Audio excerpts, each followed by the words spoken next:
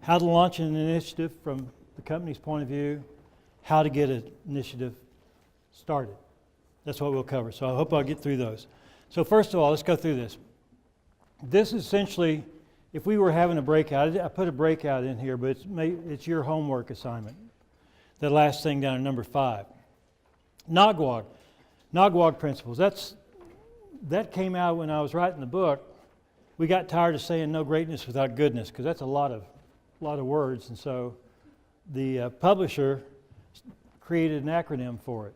Nagwag, no greatness without goodness. So it makes sense once you know it. So it's a lot easier to say it. And it's in the book. If you do ever buy the book or get the book, you can get it on Kindle, you can get it on Amazon, you can get it at the bookstore. We'll go through those real quick. Field of Dreams. There's 2 approaches to this. That's number 2. And I'm going to jump to number 3 pretty quick. Think about this. I'm going to ask you about number 3 there. All these things are necessary to a successful initiative. Resources, the desire, the authority, a plan, the know-how, the opportunity for hiring people in your organization, that report to you. All those things, I think everybody would agree, were important. If you could pick one, what would it be? So you don't have to say it now, but everybody's going to get to vote when we get to that question. Does everybody understand that part? Resources, desire, authority, plan, know-how. If you could only have one, what do you think is the most critical ingredient? And this has gone.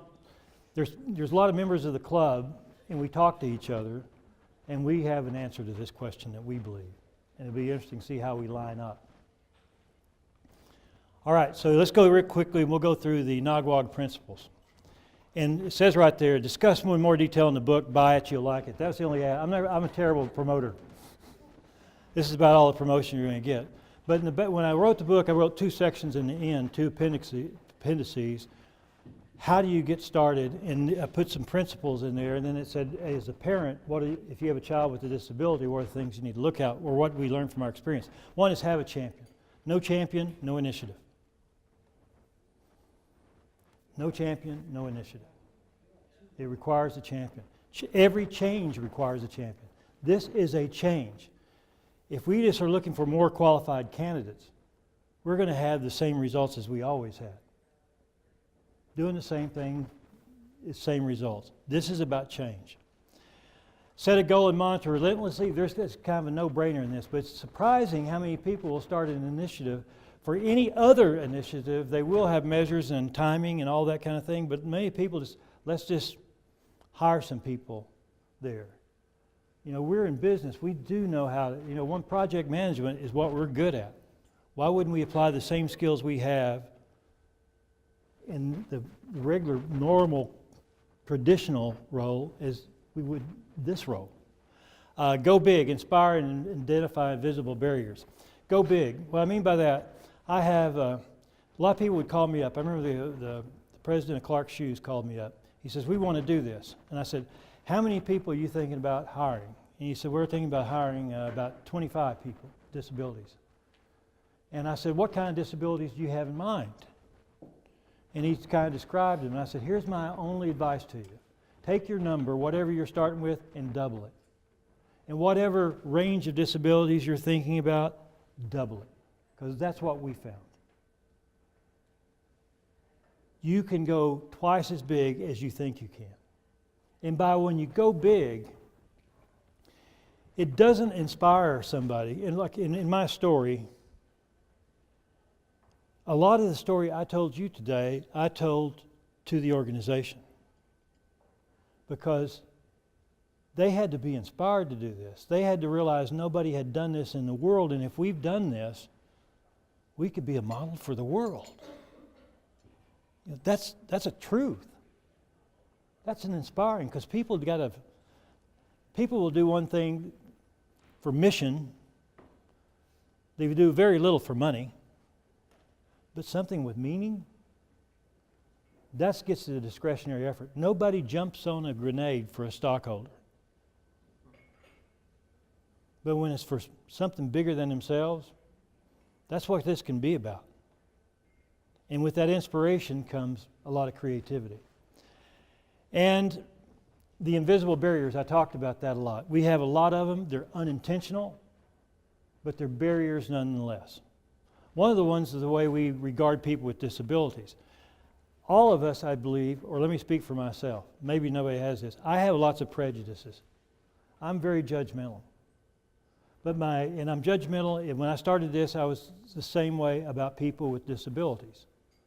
And I cover that judgmentalism of not thinking they're an equal to me, or they're not completely worthy, or never worthy of my job, because I cover it with sympathy and love. My other prejudices I'm confronted with, I know I'm being judgmental, but I have a blind spot when it comes to people with disabilities because I love them so, and I have so much sympathy for them. But at the same time, I don't see them as an equal.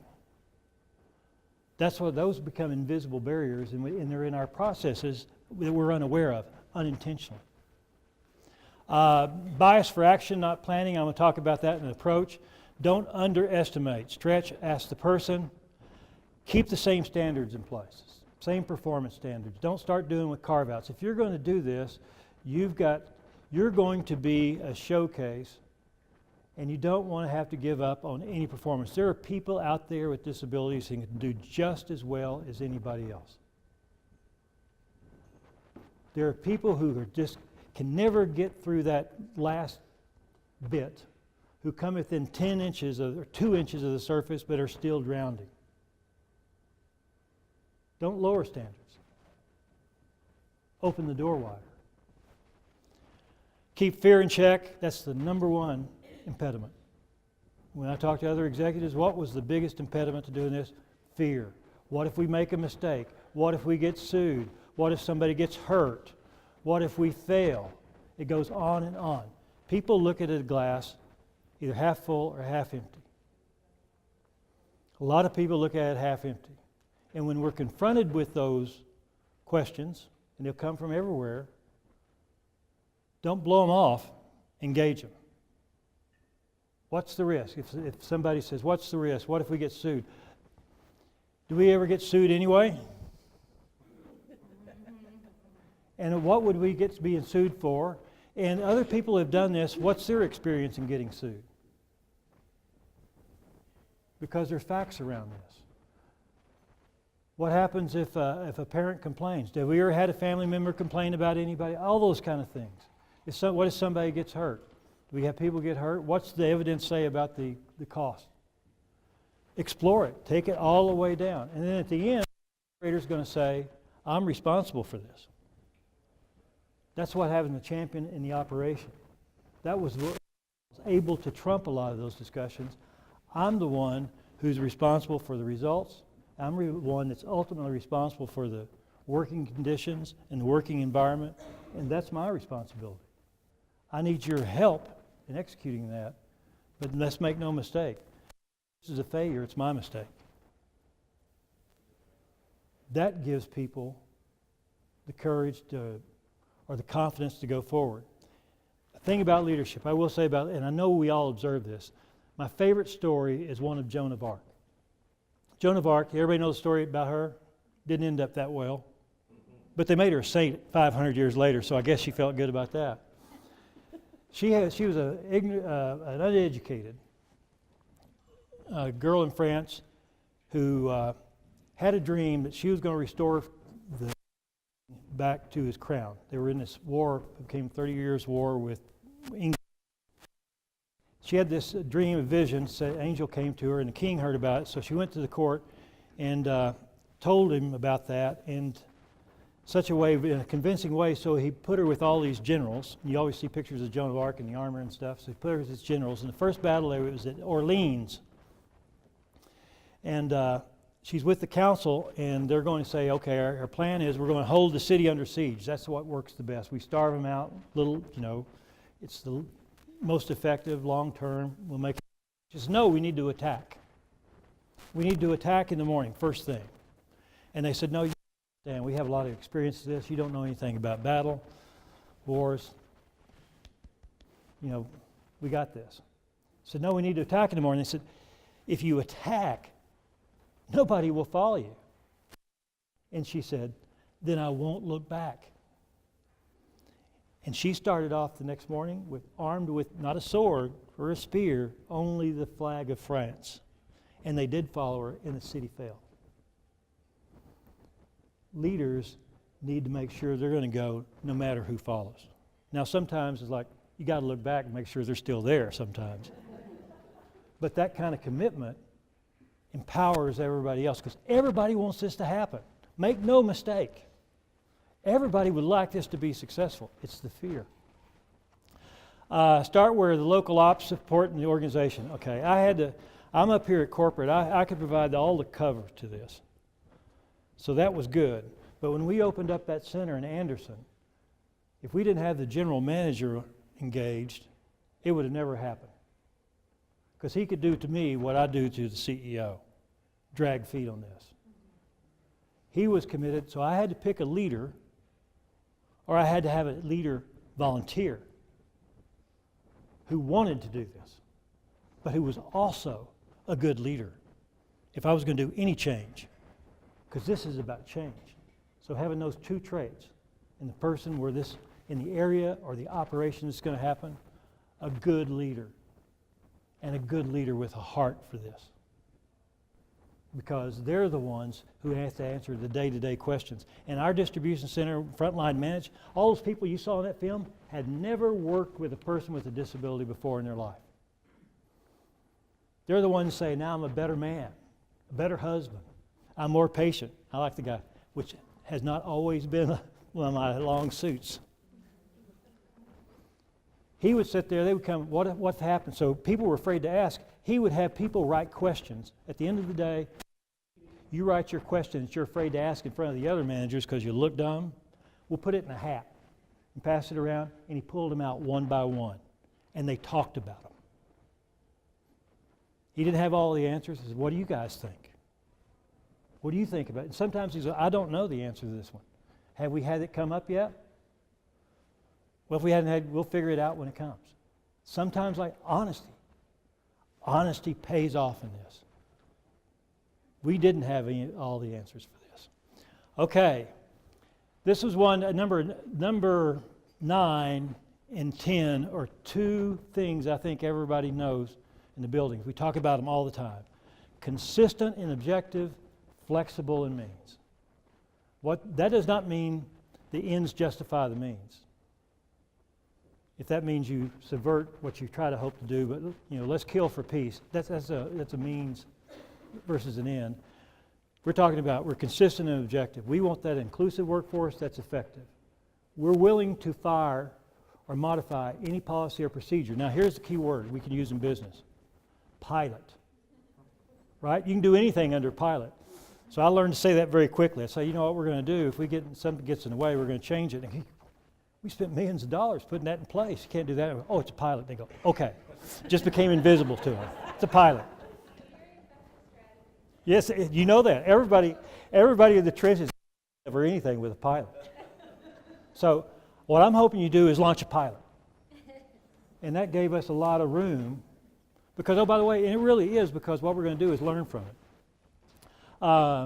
Managing the gray. This is what we knew that we wanted to empower our managers. Everybody likes rules. People who like rules, it's easy to manage with rules, ironclad rules. Would you agree? Do you like to be governed by ironclad rules? Well, here's the question, and I'll ask this group because I ask every group. This is your choice. In your company, would you like to be governed? Would you like your bosses to come to you and say, here, I have some ironclad rules. You break them, you're gone. You keep them here, you keep the other rules, you're okay. Or would you rather us have principles that we try to adhere to and we kind of go with the flow? If there's an exception here or there, we want everybody to keep their job. We want everybody to be successful, but sometimes it's not, and sometimes we have to make hard decisions. All decisions may not come out in your favor. So that consistency, it's easy to be consistency. Consistency is what happens when conditions are universally bad because we go to the lowest common denominator. Now, which would you prefer? How many of you prefer the rules system? Did y'all understand the question? Okay. How many people want principles? That's generally everybody. So that's what we told managers. Here are the principles we're trying to achieve. We want a good worker is somebody who pulls their weight, helps out when they need to, respects the job, other people around them, and themselves. Kind of another word for not being a troublemaker.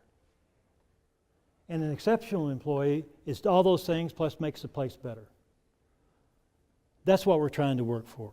Those are sort of the principles. And we want to be fair, and we want to be able to justify it if we had to stand up in front of anybody to say why we made the decision. Those are sort of, that's called managing in the gray.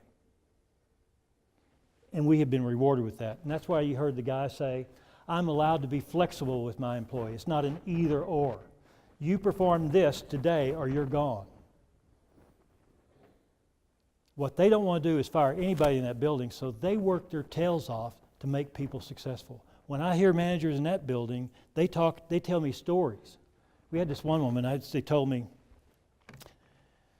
Iris, she's teenage boys, had never had a job, been on Social Security her whole life. She has cerebral palsy. We put her on the line, and she has to operate a machine that has a collar around the button. You know what I'm talking about? It's flat. And she could not make rate. And they called in a rehabilitation expert to study it, and he said, I don't think you can accommodate her. You're going to have to let her go. And her supervisor said, I don't think so. He called over a maintenance guy. They looked at it, and they went out to Lowe's. You know, this is a plug for Lowe's because they're doing this. They got a ratchet set and set it over the button, cut off a broomstick, stuck it in there on top so the broomstick sticks above the button, and she can press it, and she can make rate all the time now. Or we had a young man named Jeffrey. Now, Jeffrey was not ultimately successful. Not everything's a happy story. But Jeffrey worked in an area, he has to use a box cutter. And he has an apron and a box cutter, but he had a space issue about people coming in space. So one day he's working. He works on this long line working, and somebody comes in, a custodian comes by with a broom and gets in his area, and Jeffrey gets way upset. And he's working with a knife. So here's this young man waving a knife around, yelling because he's so upset. Can you imagine the reaction of everybody around him? A lot of people say, well, Jeffrey can't work here. What did his supervisor do? Pull the Angie into this program? So this is what they did. They taped off that workspace with masking tape. They went and got a 2x4, stuck it up here, got one of those doorbells at Lowe's that you ring, put that there, put a sign on it that says, please ring bell and wait for Jeffrey to invite you in. And then they got those letters over his work, those big letters you have at birthday parties, Jeffrey's workspace. So it was really visible. I mean, you couldn't miss out. Then they taught Jeffrey, when you hear the doorbell, 1, put knife in apron. 2, turn to the doorbell. 3, invite them in. Wow. And to hear them tell, they invented that. Wouldn't you like to work at a place where that's what management does? Now, he was not ultimately successful. But do they sleep at night? Yes, they do. That's only the standard. Visible support from the top. This is culture change. It always requires to be be reminded. There's a thing called the null curriculum. What we don't talk about is not important. What we talk about is important. This is not a fire and forget the first 5 years. Maybe not the first 10 years, because we're overcoming millions of years of evolution about this. It doesn't happen overnight. We talk about it, we remind it, we reinforce it. Community partners, I've talked about that. They're the ones that really make this happen. Be very demanding. A lot of community partners come at us with one specific disability because they're worried about placing people. We had to say, we can't do that. When I was in Connecticut, we were getting ready to open up Connecticut, we had a meeting, Voc Rehab, which is the state agency that disperses all the money from federal government and state money, had every group in. We had the mental retardation. I know them because they were sitting beside me. And I know the blind people were sitting over here because he said, don't work with them because they're too big a pain. Work with us. We had the deaf people, we had the autism people, we had all these different people who were saying, work with us. And I had to stop the meeting and say, wait a second. From a business perspective, none of your clients are capable of doing the work. That's what the going in position is. If somebody's successful, all the boats will rise. You've got to work together. And oh, by the way, nobody has enough candidates on their own to fill all these jobs. Cooperate. You're in this together. Because guess what? I would tell employers, if you want to try to do this with essentially no risk, start hiring deaf people. Because when you find out in our work, deaf is not much of a disability. And the added thing, there's two added things. Deaf people are so well organized, they know every other deaf person in the community. They'll do the recruiting for you. And the second thing you'll find out is everybody's starting to learn to sign.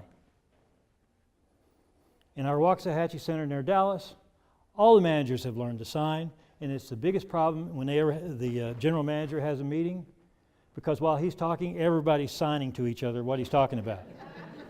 So he knows how to sign, and he knows how to sign to say, shut up. I'm talking, and he doesn't miss a note. But there are so many people, they have to work together. TWG, the alternate pipeline, and it's based on the job performance. On the job. I hope I OTJ, not OJT. On the job performance. That's what was our secret. Because they couldn't get through that traditional system. The inspiration, everybody wants to make a difference. There was, when we appealed to them to do something that's never been done, is a huge appeal. And you know what? The field's wide open. The field's wide open on this. There is nobody, I guarantee you, any one of you, or if you came together as a community, we'd like to do this as a community, you'd ring bells across the country. You know, at First Third said, we want to go big time, we want to go across the country with this. You'd ring bells across it. Old National Bank in Indiana really wants to know about you because they want to go big and they're going to put tellers in their back operation. They want to go across the whole state. We don't have a big example in banking. You know, autism's got a thing now about SAP and software testing. So the opportunity to make a big difference in this space is huge. Is there a community that said in local government we want to hire people with disabilities and where it's representative? Because, oh, by the way, these are our citizens. It's easy to go forward with that. And then what we did, we gave it away. We used to never at the Walgreen Company let anybody in our centers. We were like Michelin. Michelin would never let anybody in their plants. And the reason we didn't let anybody in, it was either one of two reasons. It was because we were so good we didn't want any competitors to see our operation, or we were so bad we didn't want them to know how bad we really were. I mean, one of those two. We like to think it was the first one. But when we did this, what gave it power, when I announced this to 5,000 store managers in Las Vegas, what gave it power is I said, and when we're done, we're going to invite all the companies, any company in the world, even our competitors, even dreaded Walmart, in, and we're going to give it all away. And we did. And so most of those companies that came, they came and visited. We said, bring in a team of your managers. Do this. We'll conduct a 1, 2, 3 day workshop out on the floor and actually do this. What is ours is yours. That gives it power. So let's go back. Field of dreams versus point A to point B. What I have observed, some companies, when they want to start this, what we're really good at is process. Would you agree? I mean, that's what we organize around that. We have specialties. So when I was at this big conference, there were a lot of companies who were talking about people with disabilities because there's a federal mandate now for federal contractors, 7%. Are any of you under that? Any of you federal contractors? And so there's a 7%, 501c3 or what? No, that's a charity. What's the ruling? Section 503. What? Section 503. 503, okay. 501c3 is a nonprofit. Yeah, okay. And 503? Is section. Okay. what, how are they so confusing? There's more numbers than that. That's the directive that says if you're a federal contractor, make best efforts to get 7% of your workforce with a disability. Right? It's required.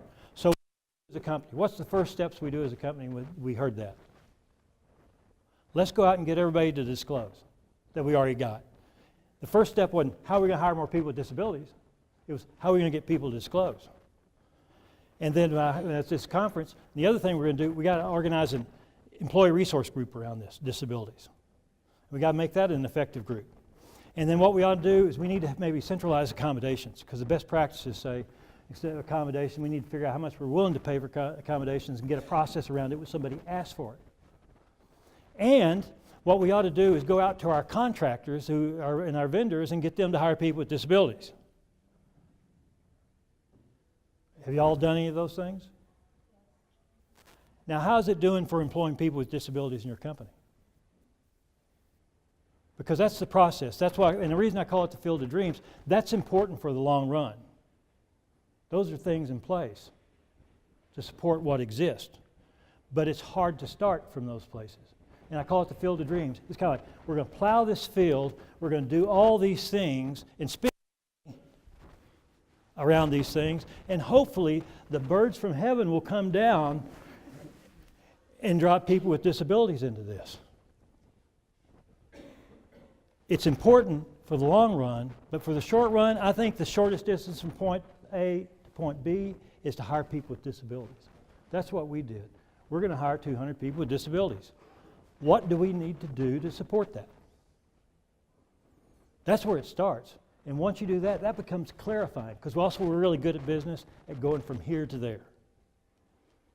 All the creativity is in that. And oh, by the way, there's success at the end we can see, we can measure, we can learn from, and repeat. Success breeds success.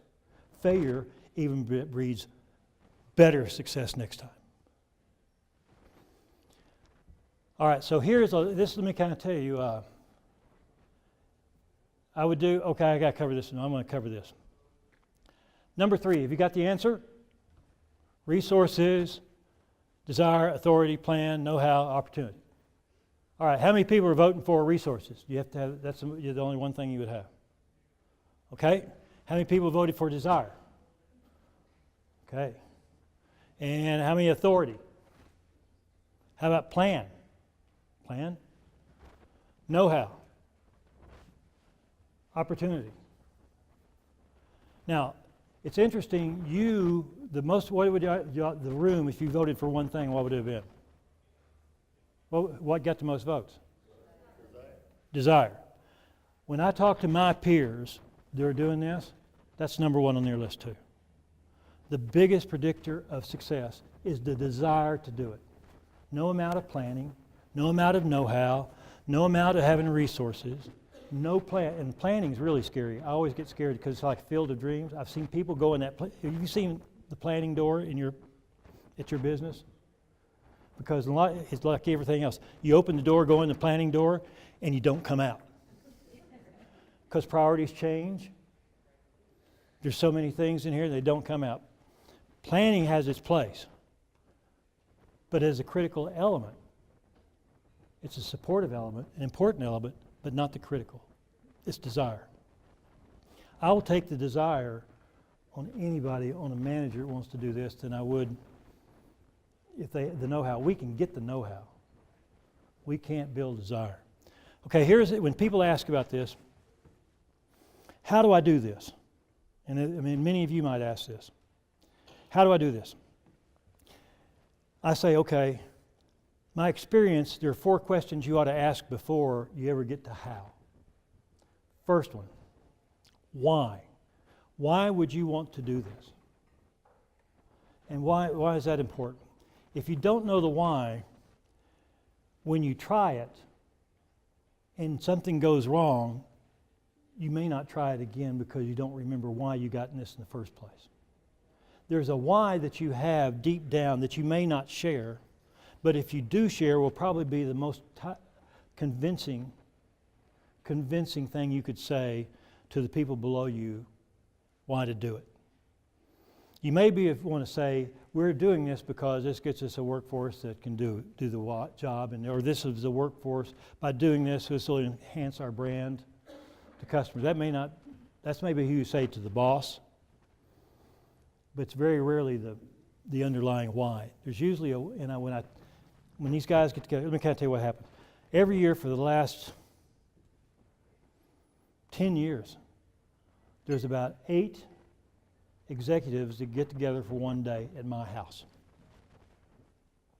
So, and I know they want to come because my house is in Gary, Indiana. So you gotta want Gary, Indiana to come there. And I asked that question: why did you do this? Because there's nobody there, there's no bosses are not there. Why did you really do this? And it invariably comes down to, we were unfairly leaving behind our fellow citizens who could do the job. Do you know that's a powerful motivator to say that? That's why they did it. What's your reason? Now, there's a reason you tell your boss. I told the CEO, we're going to build the best center we could ever build, the most efficient, most cost-effective. Told the board, best return on invested capital. That's what boards like to hear, right? Best return on invested capital. And without sacrificing any of that and no extra cost, we can change the world. We can make a difference, not just in the people lives we touch in their jobs, but their families. We can have generational impact. Is it results? Or is it hiring people with disabilities? Yes. It's an and answer. That's what we told them. Why? What? What is the big dream? Imagine this is going to be successful at your place of work. Looking forward, it's success. You're now at the end of your career and you're looking back. And oh, by the way, I get to go used to go to a lot of retirement parties. I've never had anybody at a retirement party say, boy, we made a lot of money. I've never heard that. It's always about the impact of people on them, or they were able to help somebody, or we made a difference in our community. It's always something like that. Imagine you did this at your company, and it's the end of your career, and you look back, what does this look like? What would you hope for? Not that you'll achieve, but what's that big dream? You know, we dared. And when I sat around with those folks and I asked that question to the other guys, the folks who are doing this, I was shocked by the answer. The senior vice president at DTE says, when we're finished, I want the whole state of Michigan to be the #1 state for hiring people with autism. I want people to come from all over the world to be in Michigan. And I ran around the table and I remember this other guy. He's from Seattle.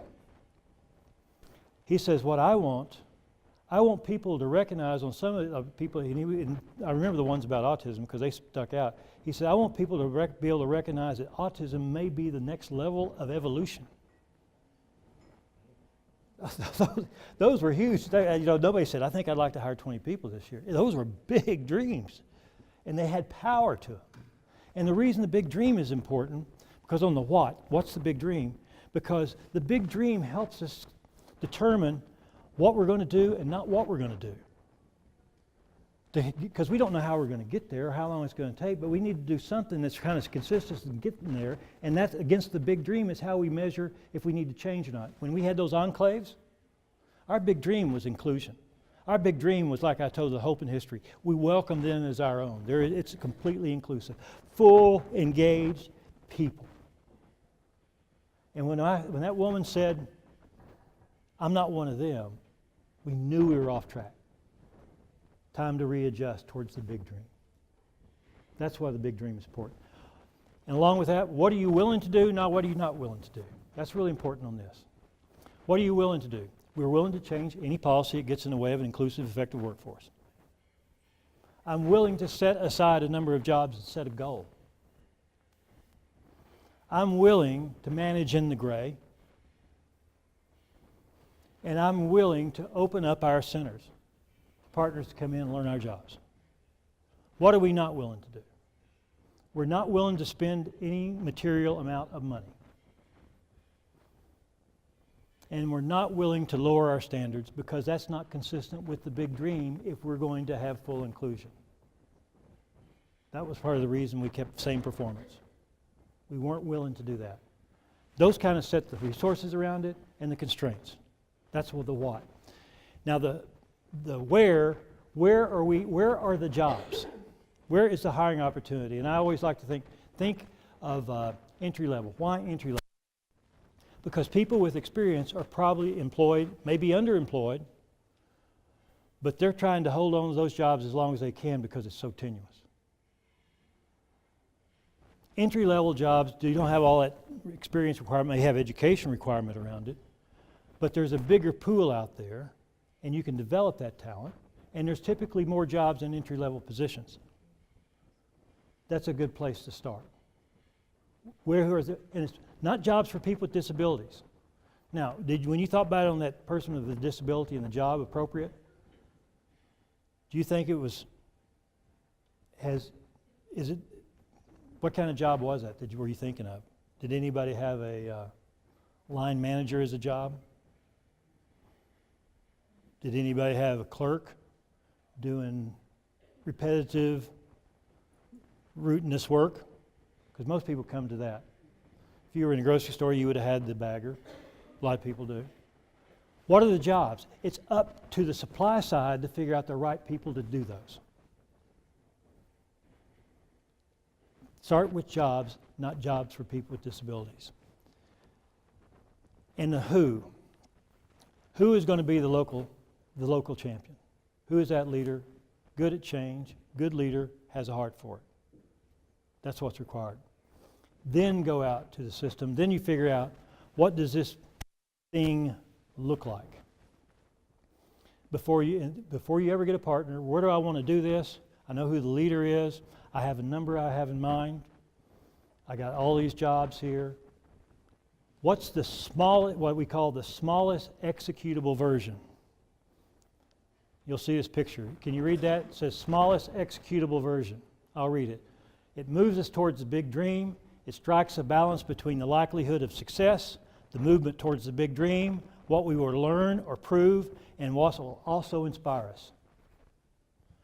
When we started, the lowest possible, the smallest executable version was enclaves because we had no experience. Now, and then when we learned that wasn't getting us on track, the opportunity came along to open a whole new center. If we hadn't had a new center, we couldn't have gone as big as we did. We would have done it in our existing operations, which we've done now. But the time came at the right time. We could go big. Smallest executable version. Then it's time to call, and that last one right there says, get the coalition of partners. Here's what it says. Should have the all boats rise attitude. Remember what that was about?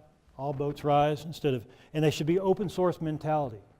When you have a lot of partners, like any business, is we want to sustain ourselves, right? That's what every organization wants to sustain itself, and sometimes that means what I need to do is grow. If I'm not growing, I'm dying. Have anybody heard that phrase?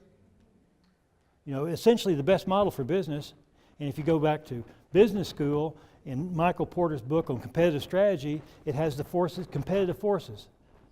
Industry competitors, new entrants, innovator, suppliers, employees, and regulations.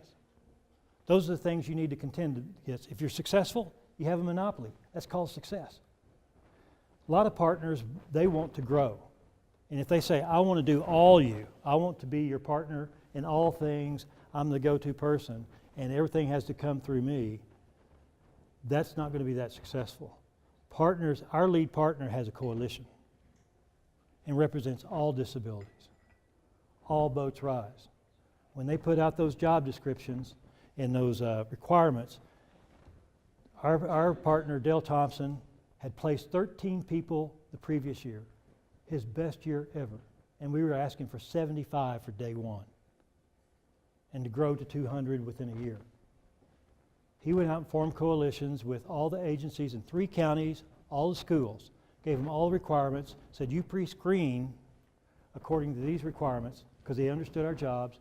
And the first person that we're going to put in the building, the sequence is the best prepared, the most likely to be successful. We're not going to go you, and then you, then you, then you. We're going to take the best people. Because guess what? Everybody's going to have a chance for this. There's enough room for everybody in this. And if people wanted to up the scores so they could kind of get a person in earlier, guess what happens? If they failed, that came back on the people who put them forward. So it was in their interest to be fair about it. And guess what? All the boats did rise. All the boats did rise. Understand the jobs and expectations. That's what we want our partners to do. Find the pre-screen candidates and provide the support through transition and into full employment. Our transitional work group, now it started off at 9 weeks, now it's 7 weeks. They pre-screen according to our jobs. And we have a hiring plan that they adhere to. They bring people in. It's on-the-job training. They're doing real work. We pay them as temps. They provide the job coaches. And once we think they're successful in that 7-week period, they're hired. Then they come as if they started through the front door, and they got, for typically able people, or people come through the front door, it's 7 weeks probation. They have another 7 weeks probation to get up to speed too. But as soon as they come through the transitional work program, they didn't have to do the background check, only the criminal stuff maybe, and the drug test, but not the ones that would typically knock people out. And guess what? In some of our buildings we say, we have some failures every once in a while. Does anybody have problems after they start work? Sure they do. Our partners, they will come in, and if we have a problem, they're still available for us. Help me get somebody out of the ditch. They do that. That's the kind of partner. That's what, and by on the supply side, if we're on the supply side, that's what we got to offer up. Again, the offer that somebody can't refuse. So, now I'm done that part. Anybody got any questions? I got through that pretty quick, didn't I?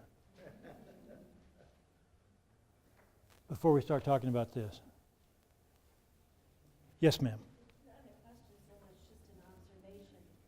I think just going back to your sort of big picture and what's talked about is important, what's not talked about is that continuity past the getting in the door. Because if everybody in the setting doesn't know what the goal is, or even that the person has a disability, when they do that weird thing, Right. and it's not communicated even past, maybe the one manager who's aware that they've got a contract with MRS Right. or whatever, then it all falls. Can everybody hear that? I just feel like that some way to help both the suppliers and the companies who are trying to take a step, but just maybe not taking it wholly enough. Where If we don't everybody's on board and we all understand what's going on here, and if a new hire does something that's not quite right, how do we put that tape on the floor? How do we explain, if we have, can y'all hear this question? No. It's more of a comment Right. than a question, I guess, or. Precisely. If people don't know where you're going, they don't know how to get you there. So the person sometimes can get through the door, but they don't stay there because of all these other pieces that aren't in place. Well, we don't have, say, this person, we do not, when this person comes on the floor, this person has a disability. We don't even do that. We say, we're hiring people with disabilities, and we'll tell everybody how many we got in the building. But we don't tell everybody, okay, this person, not everybody, remember, we have a building of 650 people. They don't see that transitional work group who may come in through certain areas. They don't see them in that context. So it's not like everybody, you've come through, no good deed goes unpunished. I remember somebody claiming one time, well, you're a sheltered workshop, you got so many people with disabilities, that's called a sheltered workshop. I said, show me a sheltered workshop pays $15 an hour. Okay, if that's a sheltered workshop, we need more of it. Or I had somebody that says, well, there's a stigma about coming into the transitional work group. They're marked as people with disabilities. Oh, really? Most people don't know who comes through that door. We know we've got a lot of odd people and weird people, and guess what? We got a lot of weird, typically able people too. We don't, but we had to say, we're doing this with intent. I guess I agree with you. I Yeah. guess I'm just saying that a lot of times Right. the other approach is to say, well, we've got the people out there hitting the trail for, saying, talking businesses into hiring people with disabilities, try them out, try them out. And one person in that place of employment. Right. So it's just not a buy-in. It's not the bigger picture. Yeah, it's onesies, twosies. So if that person's not available to help communicate, then it sort of all falls apart because they've done this hard sell on, oh, just, it'll be okay, just try it. I'm really trying to get people with disabilities into these, I'm just babbling, but I Mm. think There's tiers of support. You're absolutely right, and so it can be top down executive, and then it's HR, but then it's those adjacent workers and over time, you create a culture where that understanding is just there, and the natural supports are built in, but I think you're right in the beginning, it's without an understanding that this person may have sensory issues or communication issues, that coworker can create a situation where that person doesn't last very long. So I see where you're coming from on that. It's definitely a need at different levels of company. I just feel like we've been in the mindset so long of trying so hard to place people with disabilities that we're almost, to the point of, yeah, if you'll agree, yay, and then we just sort of let everything. Well, the problem we have on the supply side too, supply side starts with the client. And they're trying to place a client in my place of business. This is saying, I don't care about your clients. I got jobs. Can you find the right person for my job? That's what the supply side's got to be fixed too. Supply side views each other as competitors. That's got to be fixed. If we have enough demand, we'll eventually fix the supply side. And I will tell businesses, when you start, you're going to be disappointed. The supply side usually cannot respond fast enough. Or they'll say, we don't have this rule, we got this rule, we can't do that, we got to do that. It'll be more frustrating, it will surprise you. But when there's enough demand, all the kinks in the rope, it solves all the other problems. Yes, ma'am. I'm the supply side, and one of the things that is part of our responsibility is to help change the culture of your businesses. And for example, one thing I learned from Beaumont is they have a thing called lunch and learn. So different topics, that the company wants to share with their employees, and this can be one of them.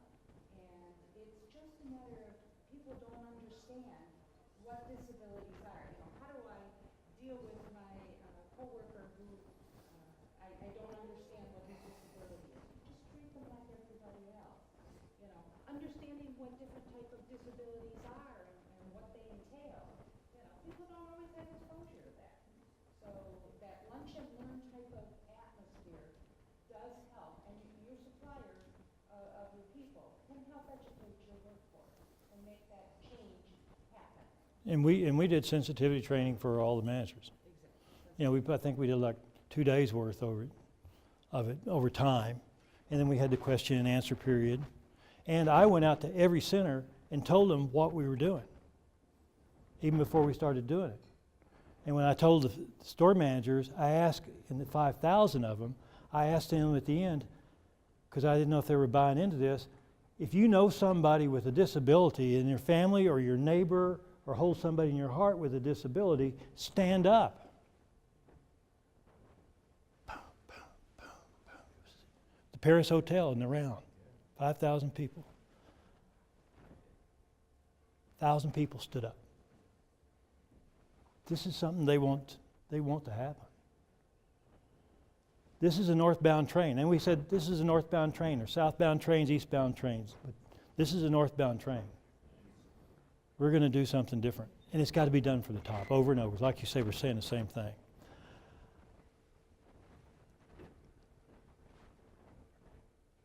Anything else? So you know how to do it. Okay, you want to talk about how we get somebody to do it. All right, this is about convincing somebody. A concept sale versus brand sale. Do y'all remember the days when there were no disposable diapers? Yeah. Remember those? Those pails? Well, do you remember what the first disposable diapers was? What brand it was? Pampers. Pampers was the first disposable diaper. And all the ads, when you look at an ad for disposable diapers today, if you can see one, or if anybody watches TV, you got Huggies, you got Pampers, you got all these other kinds. Walgreens brand, which is a really great brand, by the way. Pampers commercials, what were they talking about? They weren't talking about being the best disposable diaper. They were talking about how much better they were than diapers. It was a concept sale. They were selling the concept of a disposable diaper. They weren't selling the brand of Pampers. It was a concept sale. A brand sale is what they're in now. Once the concept's accepted, now we can get into the specific brand. Now in the world of disposable diapers, it's going to be about my diaper versus yours. This is a concept sale, not a brand sale. I'm not placing my people. I'm selling the concept that there are people that can do the work that you can't get to. The concept. We can worry about the details once you buy the concept. I can't sell the brand. I can't pick the wedding, start selling the wedding china before they're sure you want to get married. Think about that. It's a concept. You got to sell the concept, then we can start getting into the details of how we're going to do it. Because I don't know what the smallest executable version will be of success that's going to move us towards the big dream. Is it going to be working with the school systems, bringing some people on board, but I'm very low risk? Or is it going to be something bigger like an enclave? Or is it, I got a greenfield, I got a guy that's never done this before, he's going to open up a new center in Denton, Texas. He calls me up and he said, I'm thinking about hiring people with disabilities. And I said, well, how many are you thinking about hiring? He said, hadn't thought about it, but I think I like the idea. And I said, we opened 4 buildings that have similar technology as you, what we call our low-tech buildings. And our standard was 25%. He said, well, how do you know it works? Because we did it 4 times. So I said, based on the numbers why don't you plan on opening up with 35 people?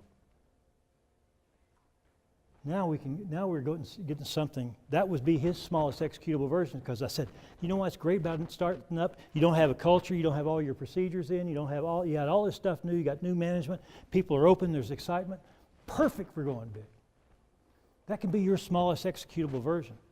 Now, somebody else, we might say, they have an existing operation. If you want to do it lots of different ways. What's the big dream? What's going to get us there? Principles of buyer behavior. Now, this is we got to remember this. People buy on emotion, not the facts. They need the facts to justify the emotional buy. When I ask people, did you use our cost-benefit study? And the supply side is always looking for the Holy Grail. The most convincing cost-benefit study in the world that's going to convince every employer that hiring people with disabilities is good business. I've never seen that work. Somebody asked me after the meeting, says, had you have done a study on the profitability of hiring people with disabilities? I haven't done that study. I haven't been asked that question. I have been asked by skeptics, what's your return on investment of hiring people with disabilities? And you know what the answer to that is? It's the exact same as our return on investments as hiring people who are typically abled. What's yours? They don't have it. We don't do that. Can people either do the job or they can't do the job? We don't go through that with our typically able people. I don't even know how you would go about return on investment. We don't go through that process. There's all that facts have never done it. When I asked Lowe's, I said, did you use our cost-benefit study? He said, I think we looked at it. Why did you hire people with disabilities? Right thing to do. When you talk to the head of the CEO of Colgate, they're big into green. And I remember he had the executives together and he was presenting, they hire a lot of blind people and they do a lot of green stuff. He said, you're such a huge company, why did you launch these initiatives? Did you do a cost-benefit study? He goes, no. Well, why did you do it? He says, Why wouldn't we do it? We know it's good. Why wouldn't we do it? That's why most people deep down, they may be afraid to say that. They want to do it. Then we got to help them with the facts. What's in it for me? Naturally, people like to follow the crowd. The great thing is success breeds success. The one thing about the club is getting big enough that some of the things that we did, people can forget about that. They can go forward and learn. They can go out to P&G and see what they're doing. They can go to Lowe's and see what they're doing. They can go to Starbucks up in Nevada and see what they're doing. They can go to West Marine and see what they're doing. Or they can go to Louisville or Best Buy and see what they're doing. There's enough examples out there. There's going to be enough examples in other industries. Follow the crowd. Benefits versus risk. When I was in consulting, they had a very good graph to teach us, because when you're buying a consulting engagement, you're spending typically, it'd be millions of dollars sometimes. So it'd be like big sales. And I remember seeing this graph one time, the sales cycle. And on this side, here's decision time. And it said, here's a line here are benefits, here are risks. Don't you love people that face their slides when they talk about it? Okay, so you get, I'll look over here. Okay. Benefits, risk, decision point. When they start off in the selling cycle, what are they focusing on? Risk or benefits? Benefits. When you present this kind of, wow, this could be fantastic, blah, blah, blah. And you can go through this. You can play this with disabilities. Hey, you can make a difference in all these lives. We get a workforce we can't get otherwise. We're going to have better retention, less absenteeism. We're going to have more engaged managers. Start talking about the benefits. But as you get closer to the sales cycle, to the decision, boom, what are the risks? Now, if you don't think that graph is true, how many of you ever bought a house? How was it the night before close? It's just a natural thing. So on the supply side, when somebody gets into this decision process and they're getting into the benefits, be aware there is going to be a valley before decision. And don't deny it, and expose it and deal with it then. I got your back, we can do this, go through that to help them through that. How do we get through that buying a house when we can't afford it? The money will come from somewhere. They can't run us out that quickly. My boat will come in. I mean, I've done it all. Or when somebody from another part of the organization says, we can't do that. We can't do that. Rather than argue with them, why can't we? What's the bad thing will happen? Is that based on fact? Or is there another way around it? But deal with it. Don't just try to get an argument. That's not true. What is it? It's something at the bottom of that.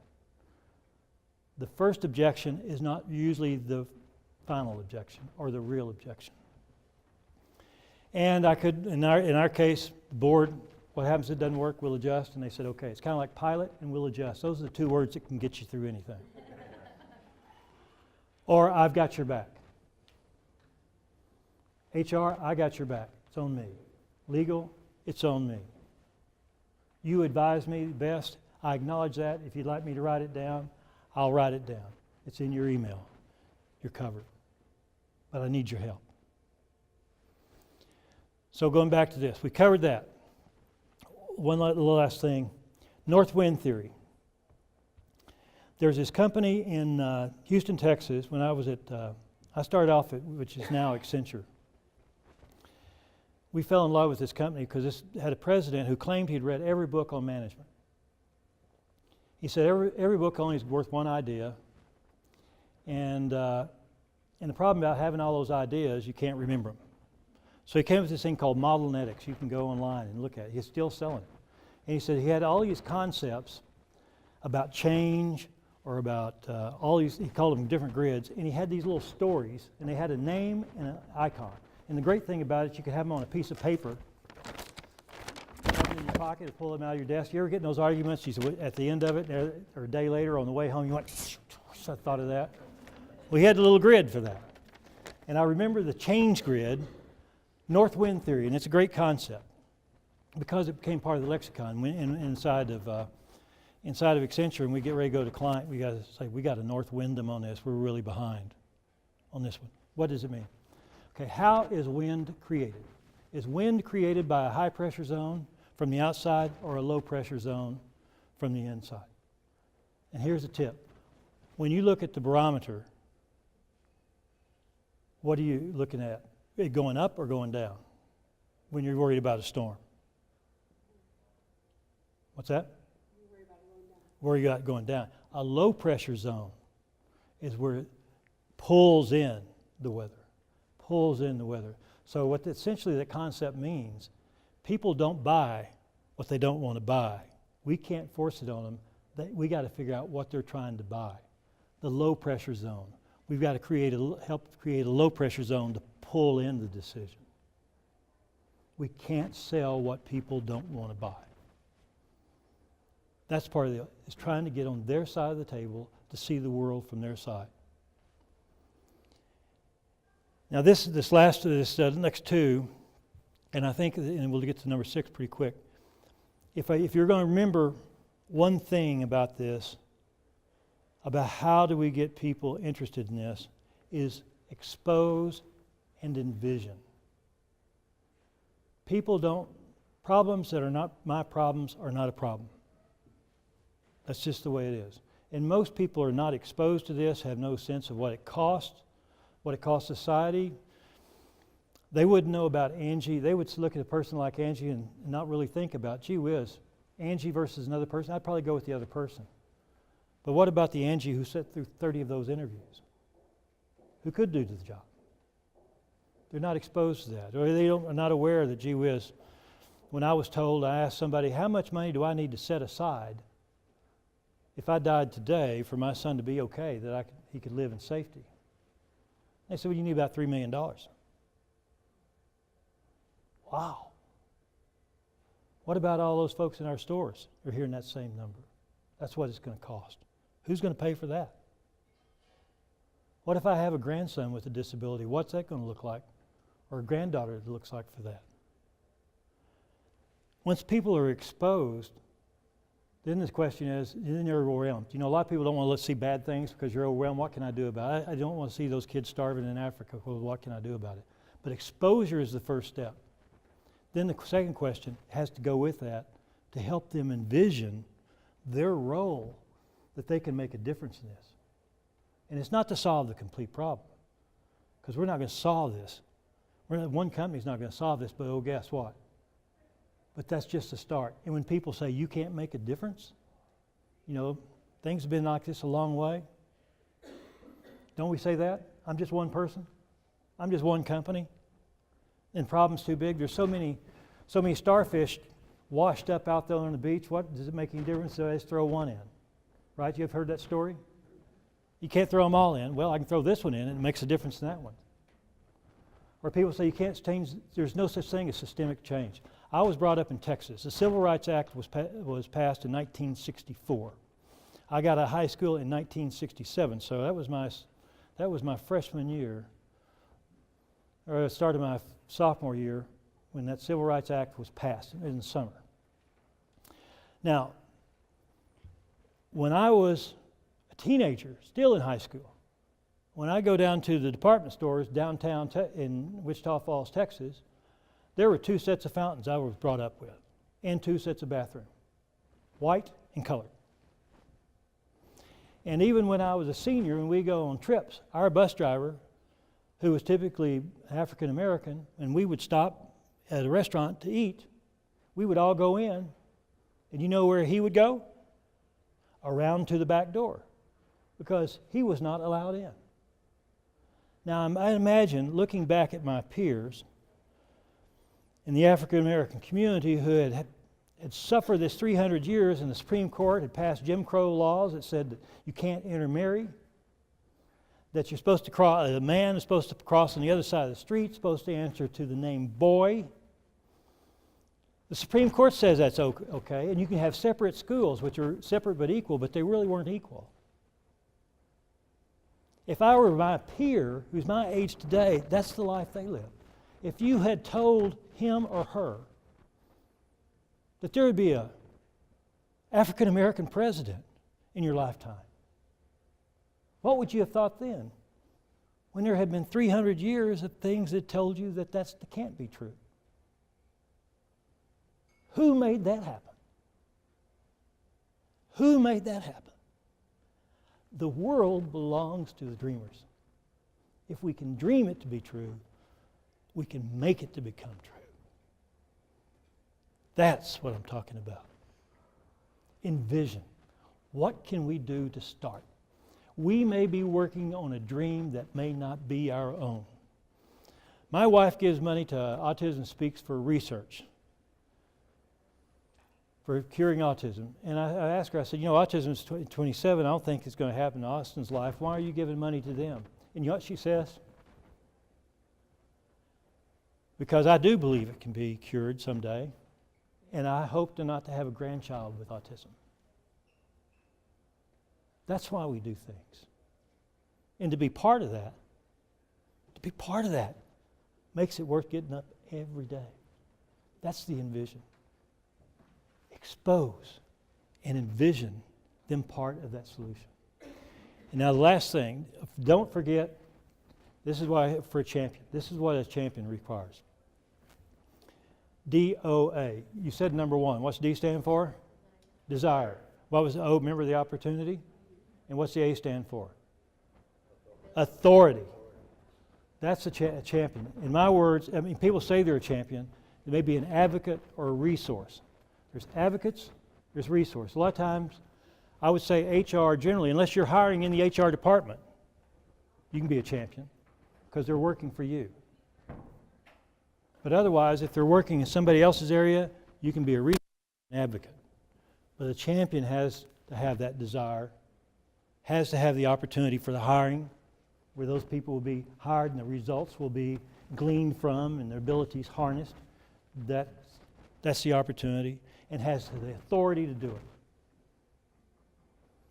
That is the trifecta of a champion. Those are the people we got to find. Now, the last part of this assignment, remember the first assignment and the other one I had for you? You guys should have written these down. If you wrote down my phone number, you should have written these down because I'm going to ask you when you call me. Breakout session, when the first one was why. Why would you do this? What would be your big dream? And what would be your smallest executable version? That was your first assignment. To think about is your company. And the assignment here is what would your elevator speech be? Everybody's got to have an elevator speech. If you can do it in 2 stories, that's even better than 100 stories. Here's my elevator speech. There's a whole group of people that can do the jobs as well as better than anybody that we can't get to because of these inadvertent, unintentional walls we built. And as a result, we're condemning people who can do the job, who want to do the job, to a life of poverty. That's it. And we can do something about it. Would you consider it? That's my elevator. But you've got to have your elevator speech. And that's that.